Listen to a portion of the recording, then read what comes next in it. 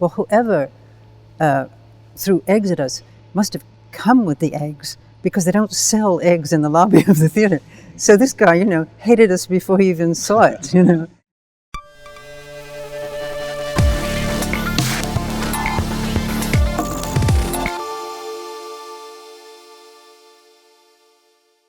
Lucinda Childs, welcome to Geneva. You're here as part of the Antigel Festival, which is the arts festival here in Geneva. Your piece is called Dance, which you've already performed one night of. Will you tell us about Dance? Yes, Dance was created in 1979 with Philip Glass, a composer that I began to work with in the opera Einstein on the Beach, which was created in 1976. And we decided to work together with visual artist Solowit, because we were presenting the piece in a traditional theatrical space with a proscenium, and Solowit designed the production with us. Okay. The piece that you're performing today includes footage from the piece in the 70s, is that right? Yes. And in the dance, none of the dancers actually touch each other. No. And that's unusual. I guess you would say that in some of the more traditional dance forms, that when you have couples dancing together, which is the case, that they do touch, but these dancers don't. So they are dancing together? Oh, they are absolutely connected in terms of where they are in the space, their orientation, their awareness of each other is very intense, because they have to be so precisely connected in terms of the musical, how they enter, where they are exactly in the music. They have to know every second where they are. And they're also dancing with the film? Yes, well, the film was the idea of Solowit, because Solowit, who was a visual artist, and he said when we came to him, he didn't really see the point of creating some sort of Solowit structure that we danced in front of, because that would be visually on top of the complexity of my work, which is very abstract. So he decided that the decor for this production should be a film of the dancers. So the decor is the dancers. So the dancers on the film are the dancers from 1979, the original company. And the dancers of today are dancing with those dancers, and they're exactly synchronized together. What are the challenges for these dancers who are dancing with people who don't even know that they're being danced with? Well, they don't really, that's really more for the spectateur, for the audience to deal with. And it's very obvious because of the style, because of some certain elements in the original film that are no longer there with the dancing of today, even though the choreography is exactly the same. But it's clear that this is sort of another dimension which is a little bit away from the original idea of Solowit, which is to have the same dancers in the film and the same dancers on stage, which was how it was originally. Well, the film is very complex, actually. It's 155 different plans within the whole hour that you see on the stage. Sometimes you see the film only, sometimes you see the dancers with the films, and sometimes you see just the dancers. I mean, what Solowit has done is really quite extraordinary in terms of the complexity. But the question of repetition, for us, it isn't really repetition.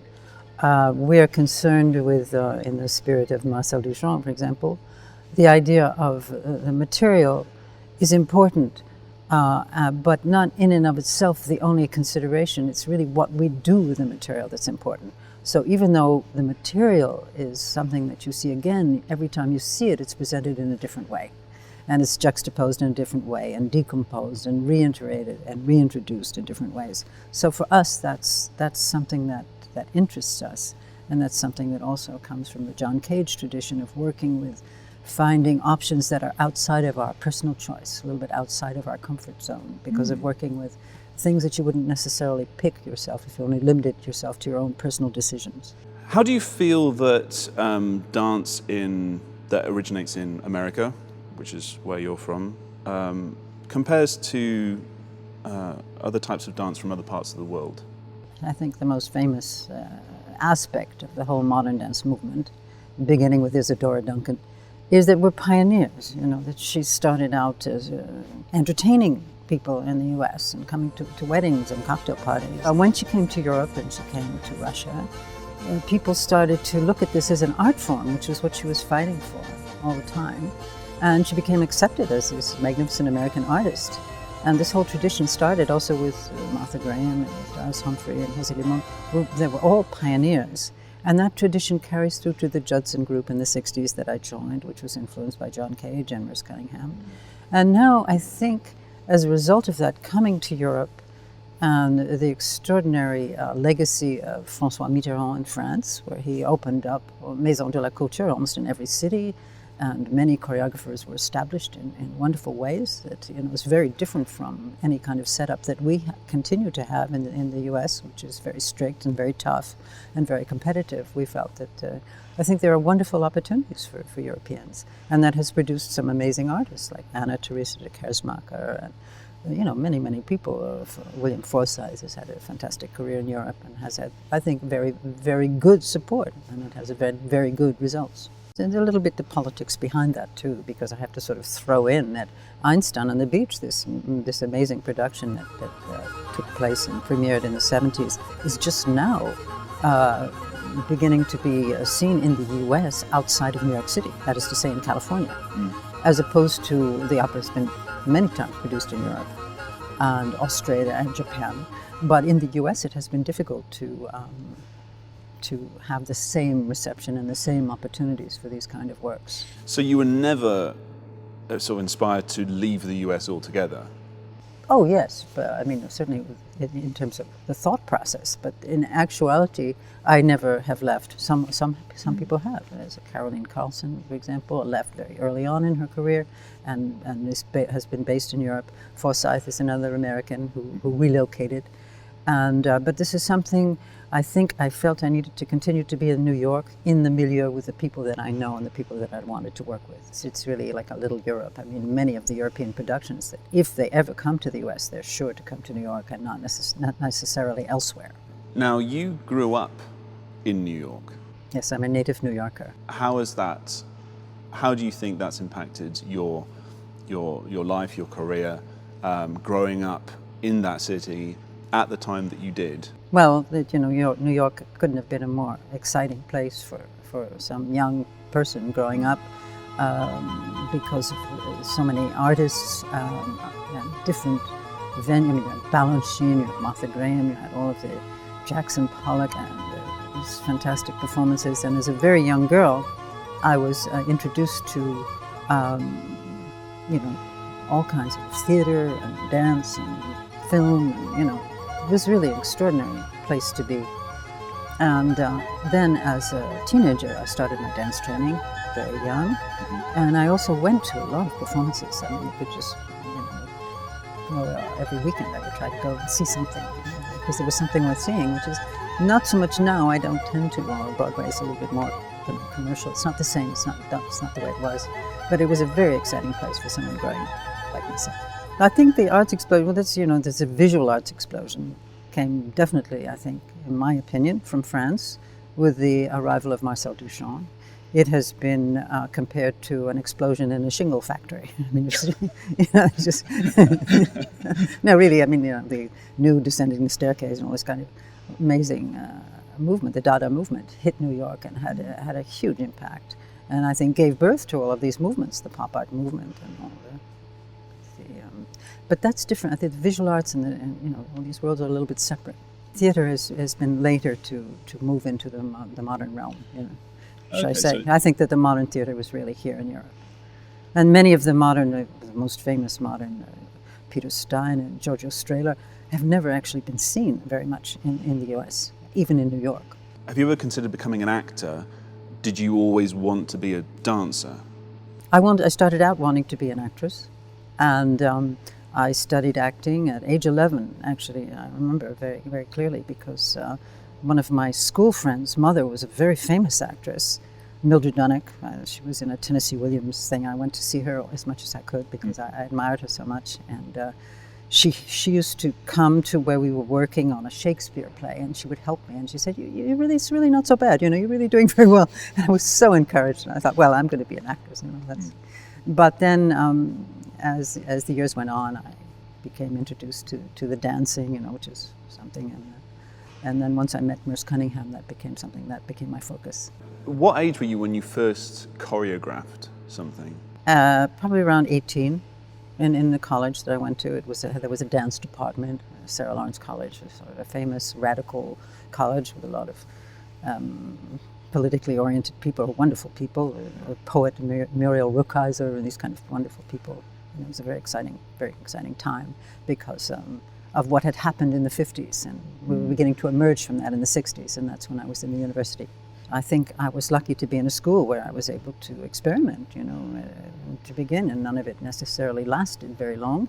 Pastime, which is a piece which is being performed here a little bit, I think beginning December 4th at the ADC Center. Actually, my niece is performing some of my early pieces now, 3 of them. And the first one was from 1963. It's my very first piece that's actually remained in my repertory. Ruth Childs. This is Ruth Childs, yes. She's been based here for 12 years. She's a professional dancer. And we've been working together on and off in the past few years. You said it's important to experiment, and I get the feeling that for people today, people generally aren't given the freedom to experiment anymore. Do you think that's a reality? I'm afraid it could be considered, yeah, but there are people who are stubborn and who are, go ahead with, because I think if you don't experiment, if you don't fail, you're not necessarily going to be able to produce things that are new. And, nobody, I can imagine, would want to keep doing the same thing. Certainly not me, anyway. You've predominantly worked with Philip Glass, but are there other notable people that you've worked with who have been a great inspiration to you? Certainly John Adams was the next composer that I worked with. In 1983, we created a work in collaboration with Frank Gehry, the architect, Frank Gehry, on the West Coast.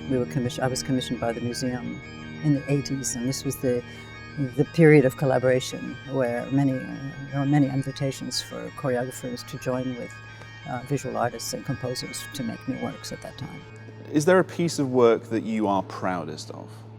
No, I don't think so, because that changes from, the dancing life is a life of every day.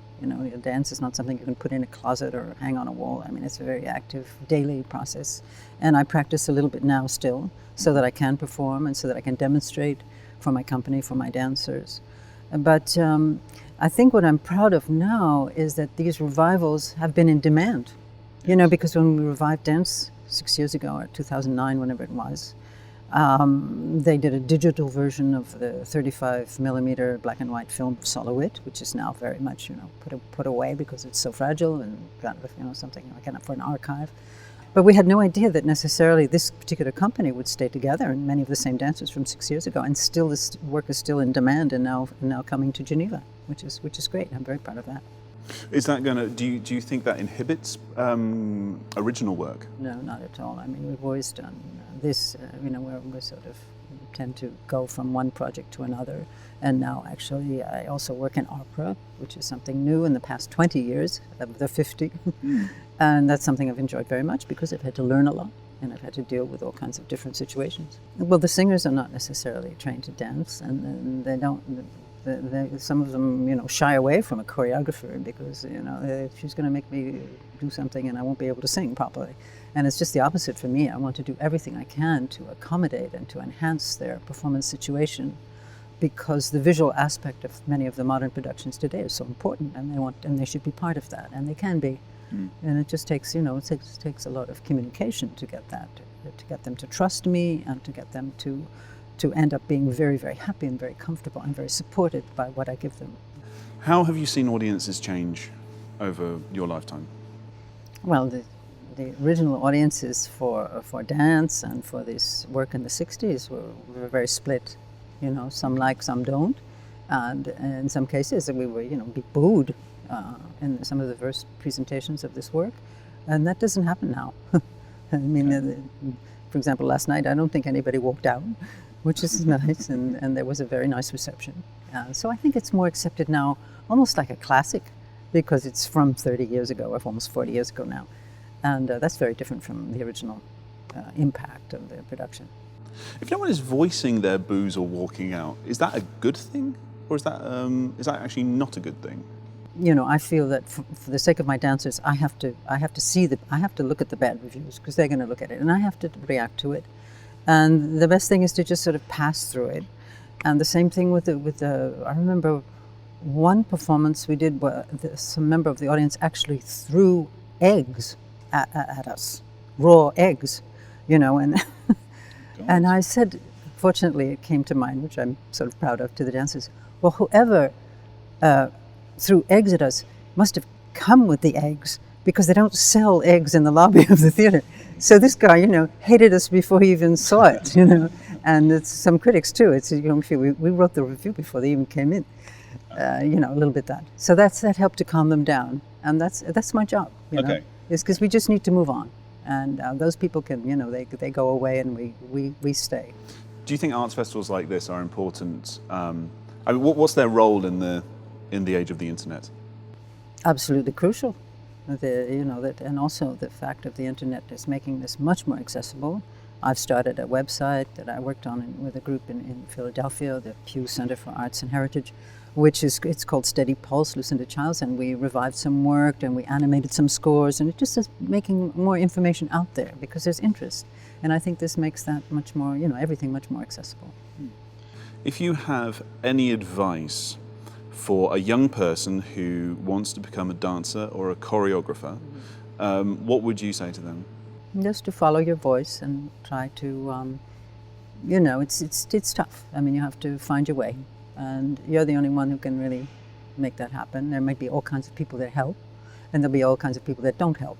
And I guess, it's quite a voyage, but it's one that I've enjoyed, and I feel very fortunate that I've had this career. Lucinda Childs, thank you very much for joining us, and enjoy your time here in Geneva. Thank you.